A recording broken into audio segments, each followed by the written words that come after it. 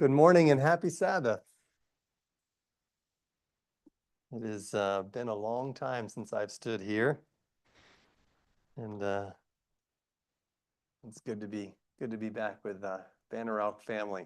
Yeah, my family is not able to be here. They have commitments in various and sundry places over in Boone. So, Pastor was a little bit needy and needing someone to come over to Banner Elk, and so I said, you know what? I think I've got a free week, and if you don't mind me recycling a sermon, I can probably make that happen. So, you guys are getting 2.0. Yeah, you wouldn't know it. Anyway, it's good to be here. Are there any goal setters in the audience today? I'm a huge goal setter and to a fault. By the way, do we happen to have? Yeah, we do have that working. I'm a goal setter to a fault, and I do New Year's resolutions. I do vision casting. I do vision statements. I do that because I can't help myself. I just love doing that, and it's just the way I am. And but a lot of people are not like me. They're just like, oh, an internal eye roll when they hear about goal setting or resolutions. They're like, oh no. And if a motivational speaker comes to town, they're like, I do not have any interest in that. It's a bunch of pretty platitudes and a bunch of fancy sayings, and you guys usually got some bad acronym to go with their things, but when the rubber hits the road of real life, it all just goes out the window anyway. I don't have time for that, and that's okay. I'm just not that way. I love a good motivational message. I can't help it. I get good gas, I get energized from it, and that's just the way I am. But I appreciate and respect for those who don't like one, because there's things that I can't connect with, like holiday Hallmark movies. That is not my thing. I can usually get through maybe one a year. For me, they're just kind of like entry-level soap operas. They're not for me. But other people, I got other people in my life that love them. They'll just watch them, a bunch of them, and that's okay. Good for you. So if you are someone that cannot handle a motivational talk, the exit is there. You might want to use it, because I am going to give you my best 2025 motivational talk, because I love them so much. And I'm sorry if you don't like them, you're going to have to be put through this. There is something really inspiring to me about witnessing somebody else stand against the crowd for their own convictions. I love seeing that. I think there's just something in us that just is inspired by that. And I want to go to one of those people right now. Numbers chapter 13 is where we're off to. And the context for Numbers 13 is where the children of Israel crossed the Red Sea, and they are getting ready to go into Canaan, and they send out the 12 spies, and the spies go out. 40 days later, they come back, and they're going to report. They have a whole congregation of Israel standing there to be there and listen to the report. Moses is there, Aaron is there, Miriam is there, and so they come back. And let's see, we're going to pick it up. Let's pick it up in verse 26, Numbers 13, 26.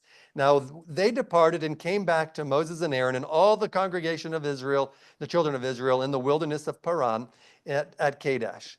And they brought back word to them all, to the congregation, and showed them the fruit of the land. And then they told them and said, we went to the land where you sent us.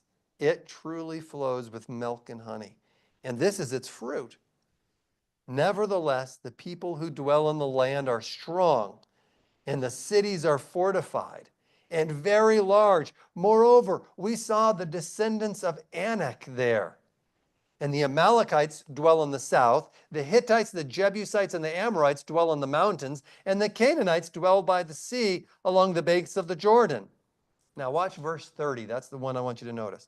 Then Caleb quieted the people before Moses and said, let us go up at once and take possession, for we are well able to overcome it. And then the rest of the chapter is the other 10 spies saying, oh no, and making up how we were like grasshoppers in their sight.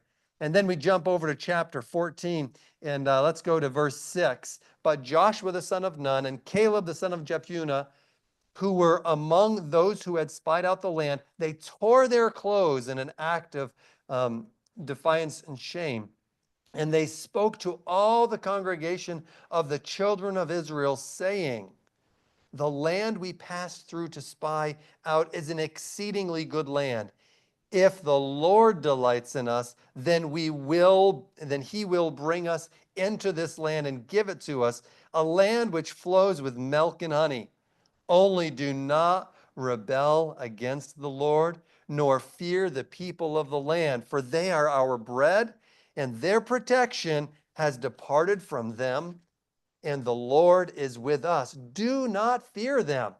And verse 10 says, the congregation said, let's stone them with stones.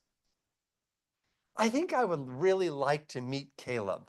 I mean, talk about his confident energy, right?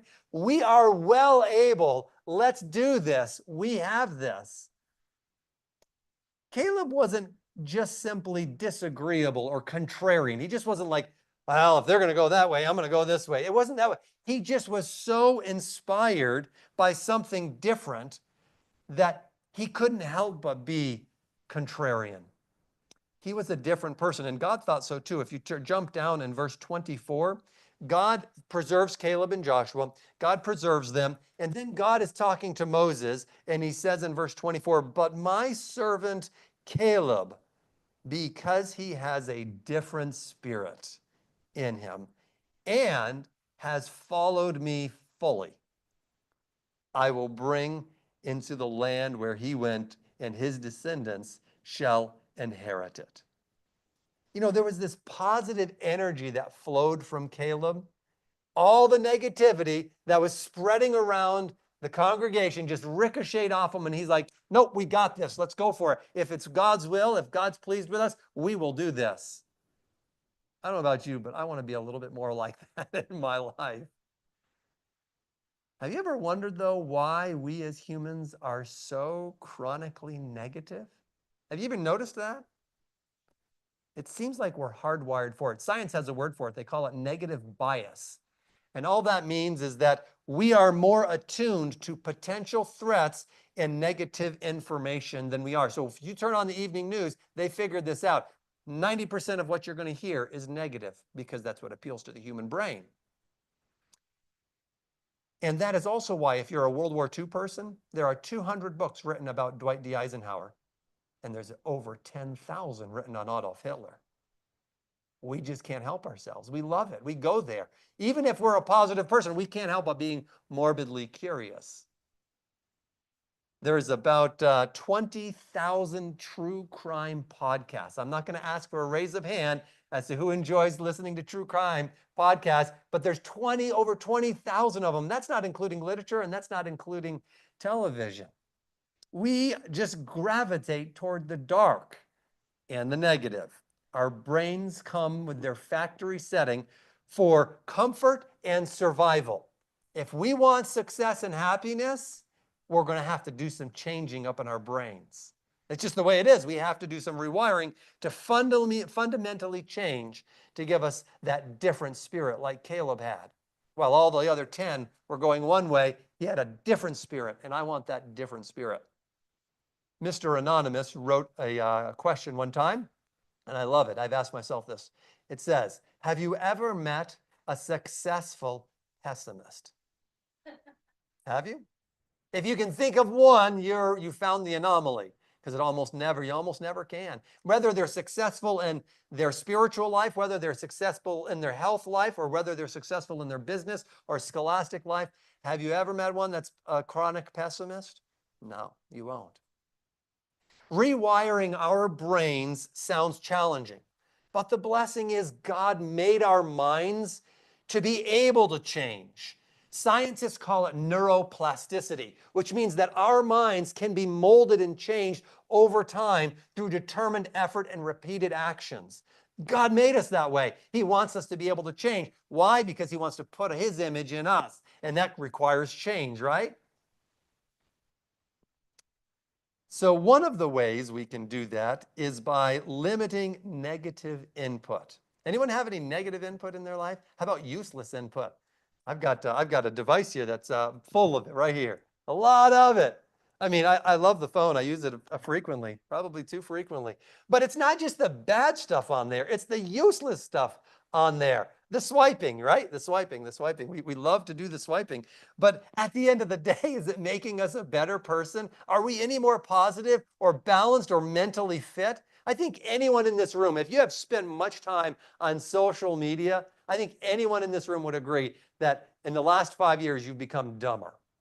Because we are. We're more entertained, we're more stimulated, but we're probably dumber. It's just the way it is. With the brain, we're spending so much time on unnecessary or negative content. In fact, has anyone heard, does this work? That didn't work. Let's see here, let's try. What am I doing wrong? Brother Banner? Is that it? Well, Brother Banner, can you forward one slide? Perfect. Oxford Word of the Year last year. Every year there's a new word because the English language is fluid. It's always changing, right? And so the Oxford Word of the Year last year was brain rot. Came out in December.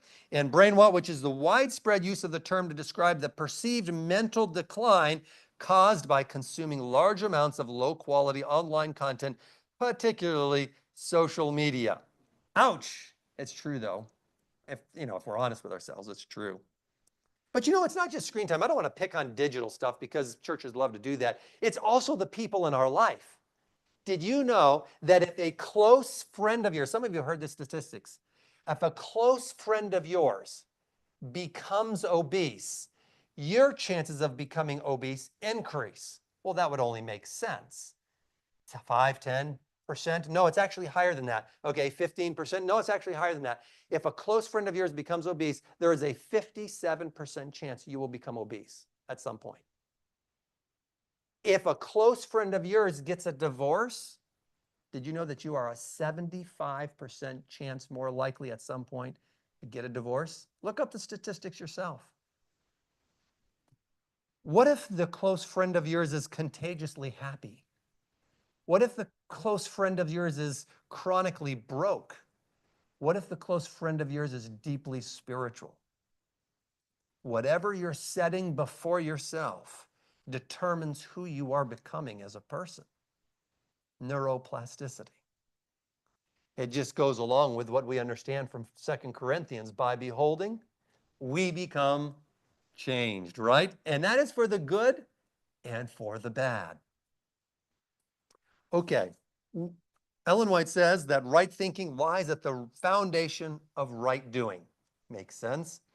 The Bible is kind of quiet on how Caleb became that different person. How did he go from having a casual interest or even a strong interest in going to the promised land until that becoming his burning passion, his burning desire? I don't know.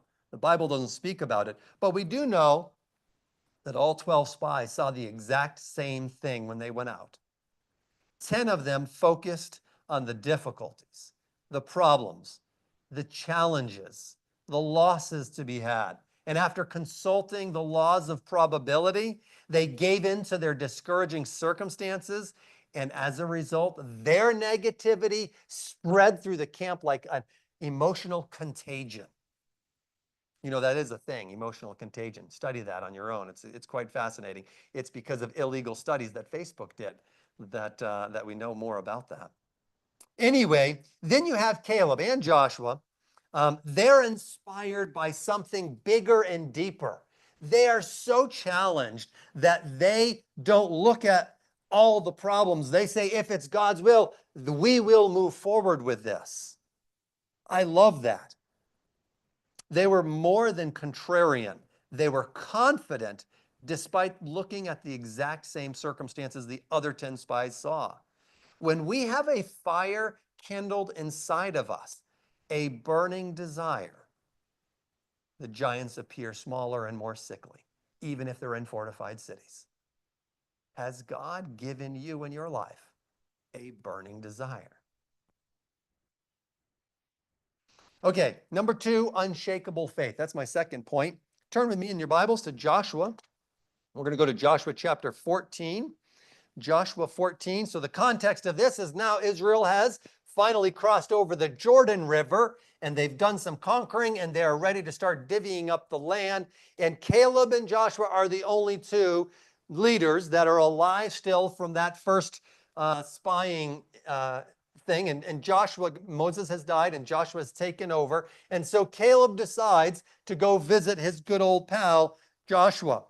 Chapter 14 of Joshua, verse 10.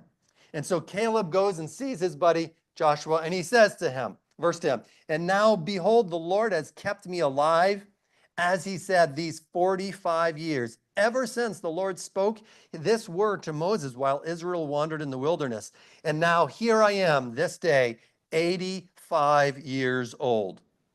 As yet, I am as strong this day on the day that Moses sent me. Just as my strength was, so now is my strength for war, both for going out and for coming in. Now, therefore, give me this mountain of which the Lord spoke in that day. For you heard in that day how the Anakim were there, and that the cities were great and fortified. It may be that the Lord will be with me, and I shall be able to drive them out before the Lord, as the Lord said. And Joshua blessed him. I tell you what an attitude, huh? The guy is 85 and he is asking for the hardest territory. His peers are buying overpriced tomato fertilizer and golf clubs, and he's saying, let me go for the hardest city where the biggest and meanest giants are dug into the mountain. That's where I want to go. I love that. I love that spirit. I love his attitude. Can you imagine, though, what it would be like? Just think about it. I mean, it's like, like Monday night, the matchup. You're like, tonight, you aren't going to believe it, folks. We've got the Jebusite giants taking on the Jewish geriatrics. I mean, 85 years old. What's he going to do? I got my dentures and I ain't afraid to use them, Sonny. I mean, I know I'm being silly, but it's like the guy's 85. And he's like, I'm still ready. I'm going, buddy. I'm going. Let me go. Joshua, come on, give me the land. Likely, he probably wasn't going to do too much of the fighting himself, but when you read him, he was rearing to go. I'm ready. Man, I love his attitude. What is an 85-year-old guy going to do to a young, fully trained, fully armored, in a fortified city giant? I tell you what he's going to do. He's going to do the same thing a little shepherd boy would do a couple centuries later when he was facing down his giant. Let me read it. Okay, this is still not working. Can you give me the next slide? I think, yeah, it is on there. Okay, and this is what it says. 1 Samuel 17:46. This day, this is David speaking, this day the Lord will deliver you into my hands, and I will strike you and take your head from you. And this day I will give the carcasses of the camp of the Philistines to the birds of the air and the wild beasts of the earth, and that all the earth may know that there is a God in Israel. I mean, talk about tenacity, the nerve of this kid. But he had contagious confidence. Amen? They both declared their vision, and they moved right on ahead as though hell was going to step aside and make room for them. I can only imagine Joshua and Saul, respectively, looking at them incredulously. Like, really? There is something mysteriously powerful about repeating a God-given vision with confidence and faith. It is as if the atoms of the ethos begin to move and align themselves with your energy and God's power. Science does not understand how this works, but there is some kind of power in the faith, and the believer is challenged to utilize it for the glory of Jesus Christ. Here, go to the next slide. There, we got it? Mark, yeah, there it is. Mark chapter 11. So Jesus said to them, have faith in God, for assuredly I say to you, whoever says to this mountain, be removed and be cast into the sea, and does not doubt in his heart, but believes those things that he said will be done, he will have whatever he says. Therefore I say to you, whatever things you ask when you pray, believe that you receive them and you will have them. I mean, that just sounds like a blank check to me, signed by omnipotence. I mean, anything? Really? Is that what it says? Once I heard a story of a brand new Christian. This happened many years ago. And he was a brand new Christian. He had not been to church enough times to hear the 15 reasons why this verse doesn't really mean what it says. And so he was walking down the road. He used to work inside in town. He had a little shop, and he was walking down the road to his house, and he had to pass through the fields and some meadows. And in one of those meadows was a pile of dirt that had been there for I don't know how many years, but many years. It was covered in briars and grass and weeds and all that. And he had walked by. And so he came to this verse. He's reading his Bible as he's walking home from work. And he's reading his Bible, and he sees the pile of dirt. And he says, huh. So he faces the pile of dirt, and he says, be removed hence from yonder and go to a yonder place in the name of Jesus. Well, of course, nothing happened. And he says, okay. And so he just kept on walking and reading. He goes on down the road, and then the next day on his way home, he happens to notice that pile of dirt is not there anymore. Upon inquiring, he found out that the person that owned the field needed some fill dirt. And when he needed some fill dirt, he happened to remember that pile of dirt was there. And so he went and had it removed, scraped it clean. And so the guy's faith was encouraged. You know, there is a balance that we have. Because, you know, if you're like me, you get a little nervous when you read these verses like in Mark chapter 11. We get a little nervous. And especially when we hear stories like that. And it's fair because, I'll give you 3 reasons why we get nervous with faith discussion and faith verses. Number 1, we've all, in this room probably, if you've been a Christian for a little while, we've all prayed for something earnestly and in faith, and nothing outwardly happened at all. And that's hard. The second reason we get a little nervous with things like this is because we have brothers and sisters in other faiths or in our own faith that subscribe to what is commonly called in the Christian world the prosperity gospel. And they just kind of say, name it and claim it. And their lives seem to be focused around material possessions. Take up your cross and follow me doesn't really come into their vocabulary very often. And we don't really want to be like that. And then the third reason is there's the kind of the New Agers out there, and they love to talk about, you know, manifesting and the law of attraction and the secret powers of the mind and visualization. They have some great points, but at the end of the day, it seems like it's really an advertisement for spiritualism and self-worship. So that makes us nervous. But isn't it ironic that such things reduce our faith in a passage that talks about faith? How do we know whether our request is according to the will of God? How did Caleb know that it was God's will that he should go and get the toughest land? How did David know that he was the one that was supposed to take out Goliath that day? I'm going to be honest with you. We are almost never 100% sure. I am guessing that there were times when the going got tough that Caleb had some doubts or some fears. Was this really God's will, or was this my will? Did Jesus ever want something that wasn't God's will? Sure he did. Remember the Garden of Gethsemane? If it be possible, take this cup from me. But then he added, nevertheless, not my will, but thy will be done. That is the fundamental difference between the worldly faith and the godly faith. The godly faith gets a burning desire, an inspiration, regardless of its source, and they submit it to the will of God, to Jesus Christ, rather than the worldly faith, which asks the divine power to submit to the almighty wishes of desire. I'll share a short story with you. It's kind of comical. I have a bunch of stories, but this sermon is way too long as it is, so I'm shortening it. So I grew up in New England, and I can remember as a kid doing dishes, washing dishes by hand, and then lo and behold, we get a dishwasher, and life was good. And so I get married, I move out of the house, I go down to Georgia, I get married, and my wife and I, we moved to Michigan, and we're in Michigan. Our son comes along, and he's 2 2 years old, and then our daughter is born, Mariah, and she's a baby, and life is so busy. We're working at a ministry, and that ministry, we're kind of making sacrificial wages. We don't have much money. We're trying to, plant-based cooking and gardening and doing this and doing that and living right. And it was just busy time with the newborn and the 2-year-old, and we're just exhausted. I'm coming home and I'm doing dishes and trying to help my wife.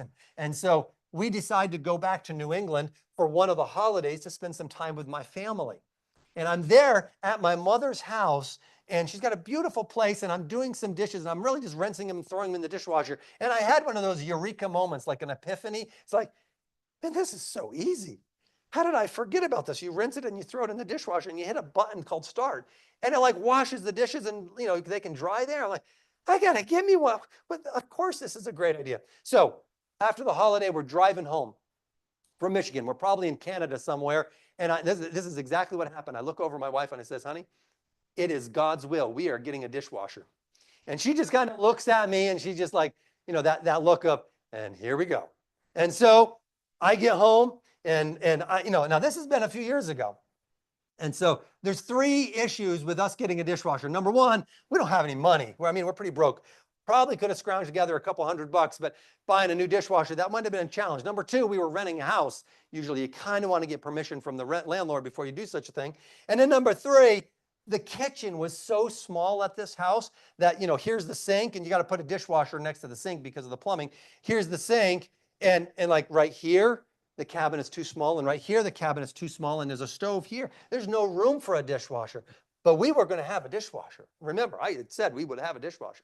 And so I learned about this thing called a portable dishwasher. It's a cabinet on its own. You just wheel it over to the sink, hook it up to the sink, plug it in the wall, hit start. Same thing. Okay. So Mark Zuckerberg was still trying to pass chemistry at this time. So there was no such thing as Facebook Marketplace. And so there wasn't even Craigslist back then. I think if you wanted your digital garage sale, you had to go to eBay.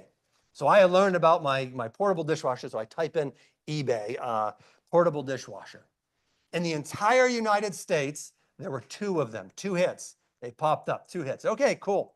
And so I click on the first one, $600, and it's in Southern California. I'm in Michigan. And I'm like, it'll cost me more to ship it here than I could buy a brand new one for. I can't afford that. Well, that's out. Okay, there's one more. I click on the second one. Second one, $200. Looks like it's in great condition. Where is it? And I am not exaggerating, folks. It was literally in the entire country of the United States. It was 15 minutes from my doorstep. And I said, there it is. Ran down the road, got my dishwasher, plugged it in, and it worked. It served us great for a long time. There is something mysteriously powerful about us proclaiming a God-given burning desire and then working toward that direction. Hebrews chapter 11, verse 1. Do I have a slide on that one, Kenneth? I do. Hebrews 11:1 is the faith verse. Faith is the substance of things hoped for. But I really like the old NIV version of it because it's so simple a 6-year-old can understand it. Now, faith is being sure of what we hope for and certain of what we do not see. David probably didn't know how he was going to give the carcasses of the Philistines to the birds of the air, but he had a burning desire and an unshakable certainty, and that set off a chain of events, a chain reaction in the spiritual realm, and it happened. Has God given you a burning desire? And are you sure of what you hope for and certain of what you do not see? Now, I want to mention a couple things. I'm spending a little bit more time on faith because I think it's important, especially for those of us living at the end of time.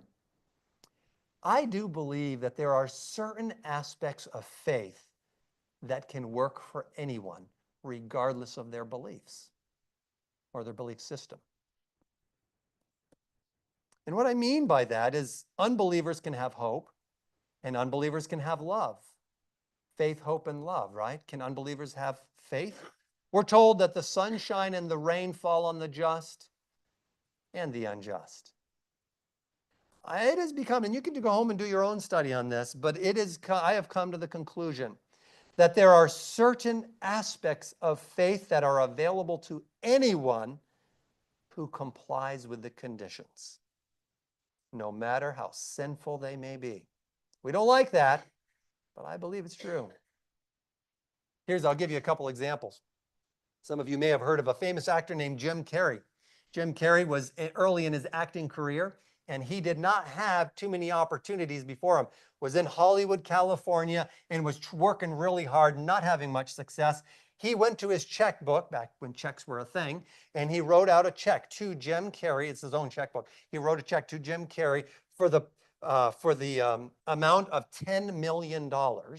Wrote it out, signed his own name, Jim Carrey, and then under the memo, he wrote, "For acting services rendered." And he would get discouraged at times. He wouldn't get a call back. He would try his best. He was improving his acumen and his craft as best he could. But it's a hard industry. It's not an easy, arts is just difficult. And he'd drive up into the hills of Hollywood and he would pull out that check and he would look at that check and he'd give himself the pep talk and he'd be like, "You are awesome. People are calling you left and right. You're the best." He was lying to himself the whole time, but eventually his brain started to believe that he was an amazing actor. Finally, 7 years later, he gets a call and he gets asked to star in the movie Mask. Haven't seen it, don't know about it, but I heard that was one of his first big breaks. Do you know what his payout was with that? $10 million. Bruce Lee has another, famous Asian martial arts actor, has a very similar story. Look these stories up on your own. See if I'm lying to you. My point is not that you want to go and have faith so you can get yourself a yacht or a $10 million check. My point is simply, I want you to understand that you do not have to be super spiritual giant in order to experience the blessings of faith. No, you don't. You have to simply comply with conditions. I also want to mention a thing about faith is that faith is a two-way street. Going back to the negativity, faith can work for the good and the bad. Worrying is simply visualizing what you don't want. Negative talking is simply proclaiming it. It would be wise for us to do less of both. Why? Because faith in bad also carries some power with it. Job chapter 3, verse 25, Job says, "For the thing I greatly feared has come upon me." The more you focus on something, the more likely it will appear in your life. Remember the statistics on obesity and divorce. That's why negativity and sin can become so powerful in our life because we focus on it too much. If you've got a sin in your life, don't sit around complaining about the sin. Ignore it and focus on the promise and power of God. Go to the next slide there, Kenneth. Here's a couple quotes. Proverbs 23, verse 7. Nope, that's not the right one. Okay, go back one. Did I do one? Go back one. Yeah, I guess I didn't do one. Sorry, Kenneth, I made a mistake on that. I'll get to that other one in here in a minute. Proverbs 23:7, "For as he thinketh in his heart, so is he." That's right, as we think. Good thoughts, this is another one from Miss Anonymous. Good thoughts and actions repeated can never produce bad results in the long run. Bad thoughts and actions repeated can never produce good results. Here's another one. You aren't what you think you are, but what you think you are. All right, that was point number 2. Point number 3, dogged determination. Every blessing that God has given in life has a burden. Many people have thought it'd be so wonderful to be able to talk with God like a prophet and get visions and dreams. That would be so cool. I don't see too many prophets trying to convince other people to do their job, though, because of the responsibility. Yes, there's blessings, but every blessing in life has a burden that comes with it. But more than that, if you want to be successful in a certain area, are you willing to be disciplined enough to become successful in that area? Now, we all love it when we read stories about how Jesus healed that man. Bam. She lost her, the widow lost the husband's debt. This one, the son's raised back to life. Everything's instant and, it's wonderful. But I'm here to bring some really bad news to you, and that is not God's MO. His preferred way is not that way. Yes, he does immediate, instantaneous miracles. But his preferred way of doing miracles is having us learn character-wise over time. That's his preferred way. Does he do the others sometimes? Absolutely. But that's often not the way he works most of the time. In Jesus' life, Jesus had 3.5 years only of public ministry, so God had to turn up the volume a little bit. But if let's say I wanted to become a professional basketball player, obviously that's never going to happen. But if I did, I would have to practice as though my existence depended on it, right? Larry Bird, Hall of Famer, NBA Hall of Famer, he would practice 500 jump shots a day. And he would do free throw shots. He had to make 99 free throws in a row, or he started over every single day. 99 in a row. If he missed just one at 75, he had to start back at 1. That's the commitment. That's the discipline. That's the responsibility to get to the Basketball Hall of Fame or to become an NBA player. Malcolm Gladwell, he's a business success writer. He says his research has concluded that it takes about 10,000 hours of deliberate practice to master a complex skill or material. So you can get on your knees and fast and pray for 6 months that God will instantly grant you the ability to play the violin. And he might do it, but I doubt it. He will probably require you to go through the 10,000 hour rule, because that's just the way God often works. And if you're going to be successful, if you're going to retrain your brain, if you're going to do something amazing in this world for Jesus Christ, it's not going to come easy. It never does. Thomas Jefferson, it's quote, it said that Thomas Jefferson once said, "The harder I work, the luckier I get." It's so true. I love that. Quit focusing on people who have won the lottery or gotten really big breaks in life and go start making your own breaks in life. Dave Ramsey, the famous money guy, he says, if today you live like no one else, someday you're going to be able to live like no one else. Before we hit December 31st, 2025, there's 2 possible pains that we will have. 2 pains before all of us. The pain of regret or the pain of discipline. Which one is going to be yours? All right.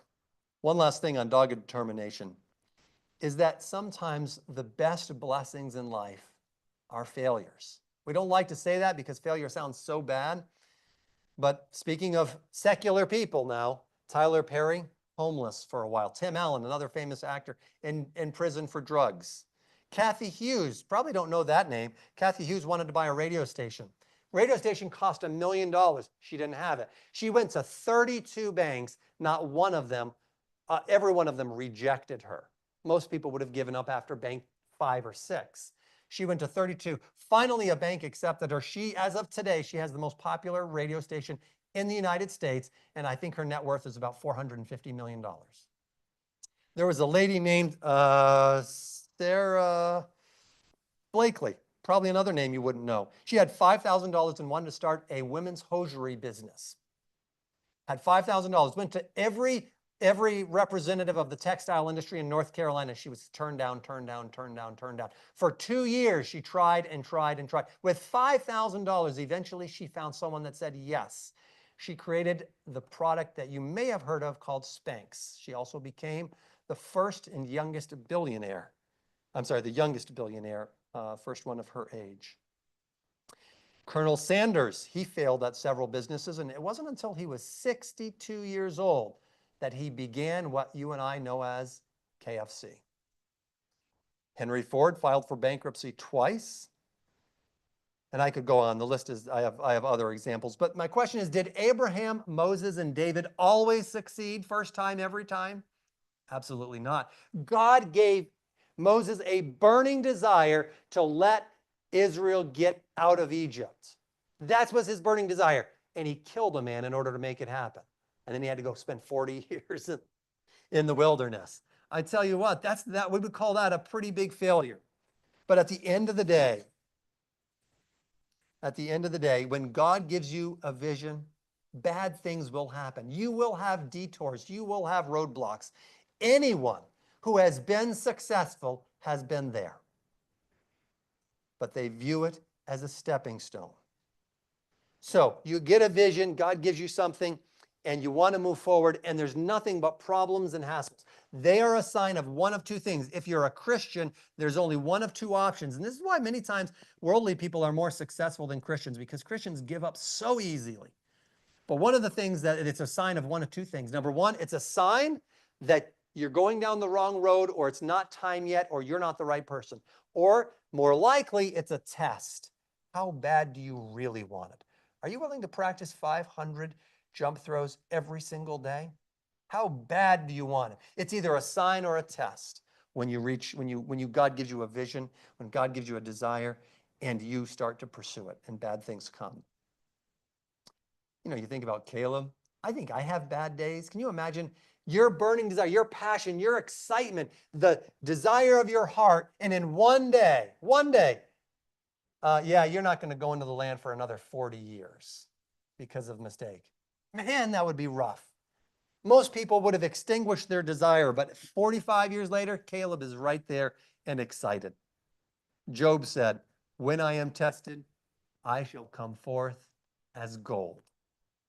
Fail often, but just make sure you get up oftener. And oftener is not a word, but maybe that'll be the word for Oxford this year. Fail often, get up oftener. All right, so it wouldn't be a success sermon without a bad acronym. Now go ahead, Kenneth, and put up that last slide. Is it? Yeah, there it is. BUDS, like the bud that you see, apple blossom bud. B stands for burning desire and vision. And I'm just going to say, God may give you a burning desire, and it may not be religious or very spiritual. And I'm going to say, as long as you stay submitted to Jesus Christ, that's okay.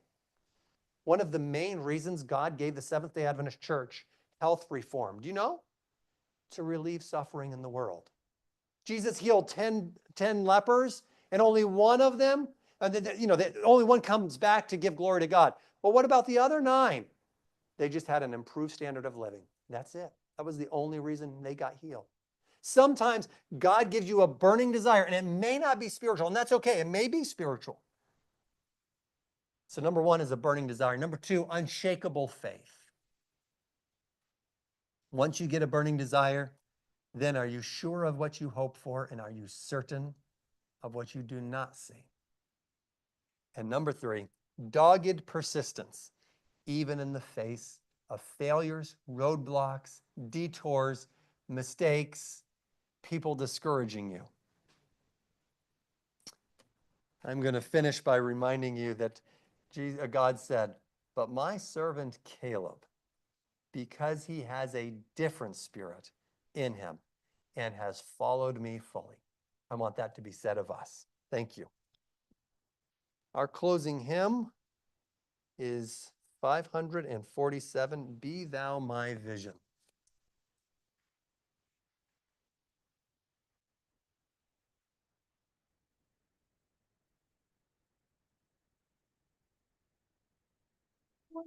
Let's all 547. Let's all stand and sing, "Be Thou My Vision."